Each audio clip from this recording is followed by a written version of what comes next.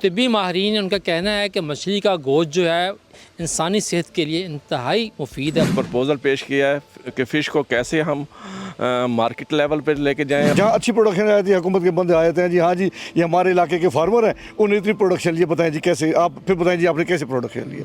हमें हुकूमत की तरफ से किसी तरह की कोई सपोर्ट नहीं है। पौंड के अंदर हमने मछली डाली है, बच्चा इस टाइम हमारा है, उसको जो फीड डालनी है वो हमारे लिए इस टाइम एक बहुत बड़ा मसला बना हुआ है। पंजाब में मौजूद जो फ़िश फार्म्स हैं उनके मालकान दिल बर्दाश्ता होकर अब ये कारोबार जो है उसे पीछे हट रहे हैं। यूँ ही मछली आप जाल में से निकालें, उसको चिल करें चिल्ड वाटर में, यूँ ही चिल हो जाए फिर उसकी डीगटिंग करें। ज़रूरत पेश आई कि हम एक अपनी एसोसिएशन बनाएं जिसमें तमाम फार्मर को और फ़िश इंडस्ट्री के तमाम स्टेक होल्डर्स को वहाँ पर अपने मसाइल को उजागर करने का मौका मिले। अस्सलाम नाज़रीन, मैं हूं रिजवान आसिफ और आप देख रहे हैं एक्सप्रेस न्यूज़।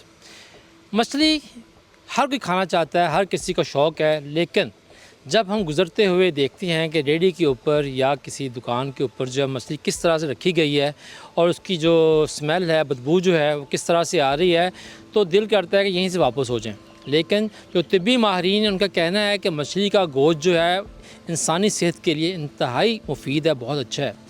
क्या वजह है कि पाकिस्तान के अंदर फ़िश फार्मिंग जो है वो आगे नहीं बढ़ रही, एक ही जगह पर रुकी हुई है, बल्कि ये कहा जाए कम हो रही तो ज़्यादा बेहतर होगा। क्या उसकी वजह ये है कि फ़िश फार्म से जब मछली निकलती है तो उसकी कीमत 500 रुपये होती है, लेकिन जब ख़रीदार के पास आप और हम सब जाते हैं किसी शॉप के ऊपर, रेस्टोरेंट में उसे खाते हैं, तो हमें वो 2000 से लेकर 2500 रुपये फ़ी किलो मिल रही होती है। तो ये जो नाजायज़ मुनाफाखोरी है, क्या ये भी एक बहुत बड़ी वजह है जिसकी वजह से मछली की डिमांड, खपत नहीं बढ़ रही, खपत ना बढ़ने से फ़िश फार्मिंग नहीं बढ़ रही। लेकिन यहाँ पर आज हम ज़्यादा बात करेंगे इस मामले पर कि पिछले दिनों में एक्वाकल्चर एसोसिएशन जो है उनके चेयरमैन ने डीजी पंजाब फूड अथॉरिटी से मुलाकात की है और उस मुलाकात में उन्होंने जिन चीज़ों का इंकशाफ किया है वो बड़ी हैरानकुन और तशवीशनाक है। उनका ये कहना है कि फ़िश पॉन्ड से लेकर आम ख़रीदार के हाथ में जाने तक जो प्रोसेस है पैकिंग का, ग्रेडिंग का, वो नाकाबिले एतबार है, गैर तसल्लीबख्श है, गैर मयारी है, और जो मछली है उसको पालने के लिए भी, उसकी पैकिंग के लिए भी एक ख़ास दर्जा हरारत पर उसको रखना लाजम है, जिसकी कि हम कोई भी दुकानदार जो है उस पर अमल नहीं करता। क्या वजूहात हैं फ़िश फार्मिंग के, क्या मुश्किलात हैं, इस पर बात करने के लिए हमारे साथ यहाँ पर फ़िश फार्मर्स भी मौजूद हैं। लेकिन सबसे पहले हम बात करेंगे सलाहुद्दीन साहब से, जो कि चेयरमैन हैं एक्वाकल्चर एसोसिएशन के। सलाहुद्दीन साहब, सबसे पहले आपने जो डीजी फूड अथॉरिटी के साथ जाके मीटिंग की और आपने जो उनको चीज़ें बताई और जो प्रपोज़ल दी, वो क्या है? जैसा कि आपने बात की, डीजी फूड अथॉरिटी से हमारी मीटिंग हुई है। हमने 12 दफ़ा पहले कोशिश कर चुके हैं, हम इदारों से मीटिंग भी की है। तो मैंने फ़िश फार्मिंग जो है वो मेरा शौक़ भी है, मेरा बिज़नेस भी है। मैंने कई दफ़ा फार्मर डिपार्टमेंट से मीटिंग की, मिनिस्टर से मीटिंग की, लेकिन खातिर खा हमें उसका फ़ायदा नहीं हुआ। फिर हमें इसकी ज़रूरत पेश आई कि हम एक अपनी एसोसिएशन बनाएं जिसमें तमाम फार्मर को और फ़िश इंडस्ट्री के तमाम स्टेक होल्डर्स को वहाँ पर अपने मसाइल को उजागर करने का मौका मिले और एक प्लेटफार्म हम मुहैया करें। तो सबसे पहला स्टेप हमने जो इसका लिया है वो सिर्फ फ़िश हैंडलिंग के ऊपर हमने स्टेप लिया है और डीजी फूड अथॉरिटी से हमारी मीटिंग हुई। उसमें हमने प्रपोज़ल पेश किया है कि फ़िश को कैसे हम मार्केट लेवल पर लेके जाएं, और मार्केट लेवल क्या होना चाहिए, फार्म पे लेवल क्या होना चाहिए और रिटेल सिस्टम क्या होना चाहिए। उसमें सारी SOPs हमने रिटन तहरीर उनको दी है और उन्होंने इसको बड़ा हमें खुशाइंद भी करार दिया और हम इसकी एक कमेटी बनाई है और उस कमेटी में प्राइवेट सेक्टर से भी हमें भी शामिल किया गया है, लेकिन अभी तक खातिर खा कोई हमें दोबारा कॉल्स नहीं आई, उसके ऊपर अमल दरामद के लिए यकीन दहानी नहीं करवाई गई दोबारा अभी तक। सही है, ये तो हमारे सरकारी महकमों का वतीरा है कि अच्छी तजवीज़ जो है वो उनको पसंद नहीं आती। आप बताइएगा कि आप भी फ़िश फार्मिंग करते हैं, पिछले चंद सालों में फ़िश फार्मिंग को किस हद तक नुकसान हुआ है, ख़र्चा क्या, कहाँ से कहाँ पहुँच गया है, और क्या आपकी लागत काज जो है फ़ी एकड़ के हिसाब से क्या है? जी, पिछले तकरीबन 3-4 साल से जो है ना जी, हमारा जो लागत है वो आलमोस्ट तकरीबन 3 से 4 गुना ज़्यादा हो गई है। और जो रेट है हमारा जो इस टाइम एक्चुअल जो है वो भी तकरीबन जो हमें उसमें भी तकरीबन 2-3% जो है ना वो लॉस में ही हम जा रहे हैं, 2-3 हिस्से वो कम ही आ रहा है। तो ये जो लॉस है इसको रिकवर करने के लिए हम सिर्फ अपने ही असूलों पे चल रहे हैं, अपने तरीके से हमारा बिज़नेस है, हम कुछ और चेंज तो कर नहीं सकते, तो इसी को हम इसको मेंटेन कर रहे हैं। तो अभी इस साल भी जो है DAP का रेट इस टाइम 14,500 है, रहा है। यूरिया का रेट इस टाइम जो है 4500 है और कहीं पे उससे भी ज़्यादा है। इसी तरह जो फीड है जो इस टाइम बाहर से आ रही है उसके जो इनपुट्स हैं उनके रेट इस टाइम आसमानों से बातें कर रहे हैं। इस टाइम जो हमारी करंट पोजीशन है ना वो ये है कि पौंड के अंदर हमने मछली डाल ली है, बच्चा इस टाइम हमारा है, उसको जो फीड डालनी है वो हमारे लिए इस टाइम एक बहुत बड़ा मसला बना हुआ है कि हम इसको किस तरह आगे लेके जाएं। कोई हमें जो है ना जी सपोर्ट नहीं है, किसी किस्म का हमें कोई मैकेनिज्म नहीं है जो हमें आके बताए कि आपका जो है ना जिस फ्यूचर क्या है। इस टाइम हम बिल्कुल लावारस हैं। सही है।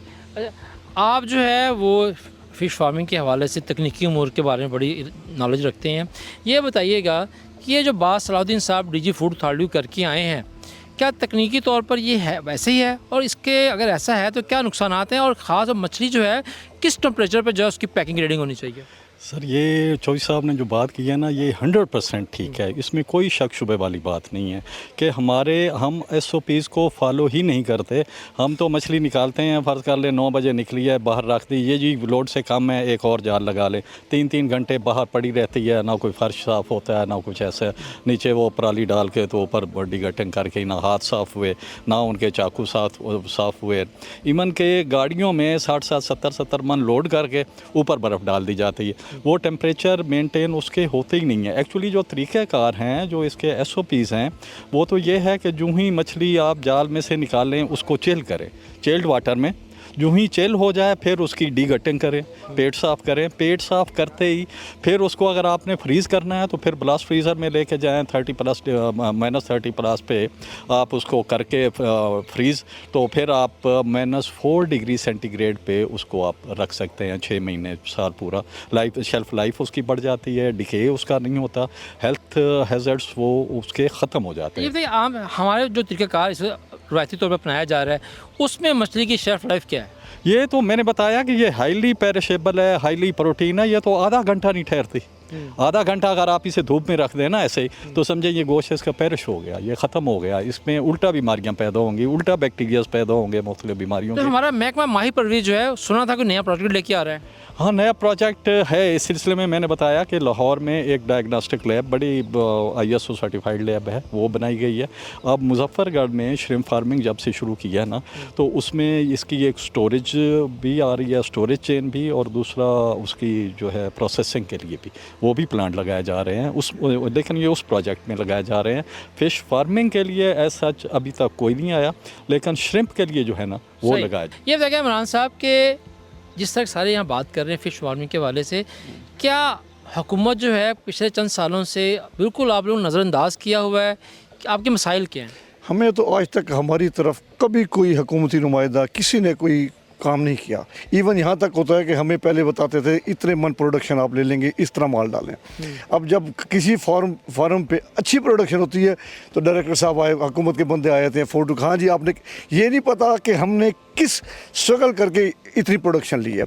किसी किस्म का जितना कुछ कर रहा है हर फार्मर अपने बिहाफ पे खुद फाइट कर रहा है, खुद अपनी स्ट्रगल से प्रोडक्शन, जहाँ अच्छी प्रोडक्शन आई थी हुकूमत के बंदे आए थे, जी हाँ जी ये हमारे इलाके के फार्मर हैं, उन्होंने इतनी प्रोडक्शन ली, बताएं जी कैसे, आप फिर बताएं जी आपने कैसे प्रोडक्शन ली है। हमें हुकूमत की तरफ से किसी तरह की कोई सपोर्ट नहीं है, हर फार्मर खुद लड़ रहा है जैसे लड़ रहा है। नाज़रीन, जैसा कि यहाँ पे फ़िश फार्मर्स जो हैं बता रहे हैं कि सबसे पहली बात ये है कि जो फ़िश को, मछली को तरसील करने का तरीका है जैसा कि फूड अथॉरिटी के इल्म में लाया गया है, वो वाकई एक अलार्मिंग सूरत हाल है कि मछली जो बाज़ार में आ रही है, बिक रही है, वो हिफ़्ज़ान सेहत के असूलों के मुताबिक नहीं है, और उसे इस तरह से हिफ़्ज़ान सेहत के असूलों के मुताबिक करने के लिए जो तजावीज़ चंद हफ्ते पहले दी गई थी उसके ऊपर अभी तक हमारे सरकारी महकमों ने जो काम नहीं करना शुरू किया।